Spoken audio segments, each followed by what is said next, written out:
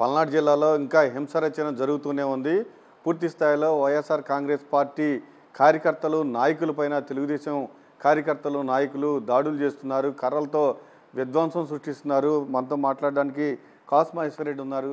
Sir, మిమ్మల్ని ఏమో house arrest అని ఇక్కడ పెట్టారు, అక్కడేమో దాడులు చేస్తూ ఉన్నారు. ఎట్లా చూస్తారు? అదే చెప్తున్నాం మొదటి నుంచి, ఐజీ ఎస్పీ రియాక్ట్ అవ్వాలి. మరి వాళ్ళు ఎందుకు రియాక్ట్ అవ్వట్లేదు అర్థం కావట్లేదు. ఎలక్షన్ కమిషన్ తగిన చర్యలు చేపట్టాలి. అవసరమైతే వేరే ఎస్పీలని ఐజీలన్నా తీసుకురండి, వెంటనే న్యాయం చేయండి. ఎందుకంటే గొడవలు జరుగుతుంది ఎక్కడ? తెలుగుదేశం అగ్రకులానికి చెందిన వ్యక్తులు బీసీల మీద ఎస్సీల మీద దాడులు చేస్తున్నారు.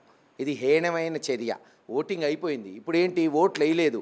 జగన్మోహన్ రెడ్డి గారికి బీసీలు ఎస్సీలు ఓట్లు వేశారని వాళ్ళ ఇళ్ల మీద దాడులు చేస్తున్నారు. నిన్న మీరు చూశారు, కొత్తగూడెంపాడులో ఎవరు దాడి చేశారు? అగ్రకులానికి చెందిన వ్యక్తులు కాదా? టీడీపీ గుండాలు కాదా? ఎవరిని కొట్టారు పాపం? బీసీలని ఎస్టీలని.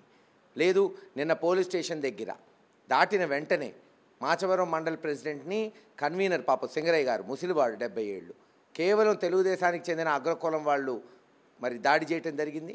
తక్షణమే వాళ్ళ మీద కేసులు బుక్ చేయటమే కాదు, సీరియస్ కౌన్సిలింగ్ జరగాలి, సీరియస్ సెక్షన్స్ పెట్టాలి వాళ్ళందరి మీద. ఎస్పీ కఠినంగా ఉంటాడా ఉండడా ఈ 2 రోజుల్లో తేలిపోతుంది. లేకపోతే రాష్ట్ర స్థాయి ఉద్యమం చేపడతాం పల్నాడులో. సింగరయ్య పైన పోలీస్ స్టేషన్లో ఫిర్యాదు చేసి వస్తూ ఉండగా కాపు కాచి దాడి చేశారంటే ఏంటి? అసలు ఏం జరుగుతుంది? అందుకే చెప్తున్నావు, ఏం చేస్తున్నావు నువ్వు? ఎస్పీ ఏం చేస్తున్నాడు? ఎస్ఐ యాక్షన్ తీసుకుంటారా తీసుకోరా? 1 డే టైం ఇచ్చాం, నిన్న కూడా చెప్పాం. ఈ రోజు కల్లా వాళ్ళని అరెస్ట్ చేస్తే కొట్టనోళ్ళని రేపు మట్టుకు అందరం వీధుల్లో పోతాం. ఆ తర్వాత లా అండ్ ఆర్డర్ ఫెయిర్ అని ఈ హౌస్ అరెస్టులు కూడా లెక్క చేయమని ముందే చెప్తున్నాం, హెచ్చరిస్తున్నాం. వేడుకోవటం అయిపోయింది. ఇంకా రేపుడు కల్లా సింగరయ్య మీద దాడి జరిగిన వాళ్ళని అరెస్ట్ చేయకపోతే ఈరోజు నైట్ కల్లా రేపు మీరే చూస్తారు గురజాల్లో ఏం జరిగిద్దో. మిమ్మల్ని ఉదయం నుంచి ఇక్కడే హౌస్ అరెస్ట్ అనేది పెట్టారు. మరి మాదినపాడులో కర్రలు రాడ్డులు తీసుకుని అక్కడ విధ్వంసం ఇంకా కొనసాగుతూనే ఉంది. ఏం చెప్తారు? ఎగ్జాక్ట్లీ అదే చెప్తున్నావు. ఏం చేస్తున్నావు నువ్వు? పోలీసు వాళ్ళు మీరు యాక్షన్ తీసుకుంటారా లేదా మమ్మల్ని తీసుకోమంటారా? మీకు 6 hours టైం, నైట్ వరకు వెయిట్ చూస్తాం.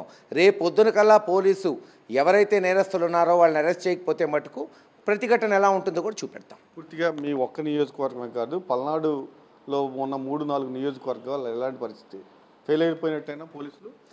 నాకు తెలిసైతే యంత్రాంగం ఎస్పీ ఐజీ అనుకున్నంత స్థాయిలో మటుకు చేయలేదు, ఎలక్షన్ చేయలేదు, ఈరోజు కూడా చేయట్లేదు. మరి దీనికి తగిన చర్యలు ఎలక్షన్ కమిషన్, ఎందుకంటే గవర్నమెంట్ కాదు కాబట్టి ఎలక్షన్ కమిషన్కి కూడా రిపోర్ట్ చేయాలి. ఎందుకు చేయట్లేదో క్షుణ్ణంగా పరిశీలించాలి. ఎందుకని మునిపెన్నడూ లేని విధంగా తెలుగుదేశం కార్యకర్తలు నాయకులు ఎందుకని ఎంత బరితెగిస్తున్నారు? చెప్తేనే ఫ్రస్ట్రేషన్ అండి. ఇప్పుడు గతంలో ఈ గ్రామాల్లో వాస్తవంగా బీసీలు ఎస్సీలు వాస్తవంగా టీడీపీలో ఉండేవాళ్ళు. కానీ జగన్మోహన్ రెడ్డి గారు ఈ 5 ఏళ్ళు ఏదైతే ఆయన నా ఎస్సీ నా ఎస్టీ నా బీసీ అనే పథకాలు కానీ మైనారిటీలకు కానీ లేదు అనేక కోణాల్లో ఈరోజు ఒక అగ్రకులం వాడిని తీసేసి ఒక బీసీ వ్యక్తికి పార్లమెంట్ సీట్ ఇచ్చాడు చరిత్రలో. దానికి ప్రభావితమై ఆ గ్రామాల్లో కూడా బీసీలు వైఎస్ఆర్సీపీకి ఓటేశారు.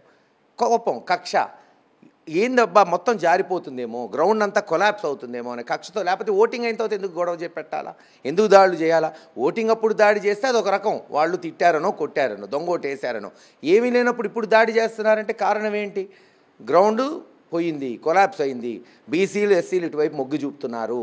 వాళ్ళ బలమైన సామాజిక వర్గం ఉన్న గ్రామాల్లో కూడా వైఎస్ఆర్సీపీకి జగన్మోహన్ రెడ్డి గారికి పట్టం కడుతున్నారు అనేది ఆదర్శం. దాడులతో పాటు కొత్త సంస్కృతి, దహనకాండలు, ఆటోలు, లేకపోతే వైఎస్ఆర్ కాంగ్రెస్ పార్టీ షాపులు ఇవి తగలబెట్టడాన్ని ఎట్లా చూస్తారు? ఒకటే చెప్తున్నా తెలుగుదేశం వాళ్ళకి, ప్రతి ఘటనకి ప్రతిఘటన ఉంటుంది, గుర్తుపెట్టుకోండి.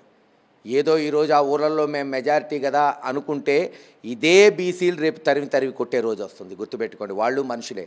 కర్ర పట్టుకున్న రోజు ఎవడైనా 2 చేతులే ఉండేది. ఈరోజు ఏదో పాపం వాళ్ళ అమాయకులు తెలుసుకోలేకపోయారు, వాళ్ళకి టైం ఉంటే అందరూ ఒకటి అయ్యేవాళ్ళు. సడన్గా 100 మంది జారటం, వాళ్ళ ఇళ్ల మీదకి పోవటం, రేపు బీసీల ఇళ్ల మీదకి వస్తే ఎలా ఉంటుందో ఊహించుకోండి. అది జరగకూడదంటే ఆపుకోండి. జరిగిన రోజున మహేష్ రెడ్డి కూడా ఆపలేడు దాన్ని. పూర్తి స్థాయిలో మహేష్ రెడ్డి అయితే ఒకటే చెప్తున్నారు, ఖచ్చితంగా పోలీసులో విఫలమయ్యారు, అందుకే దాడులు జరుగుతున్నాయి.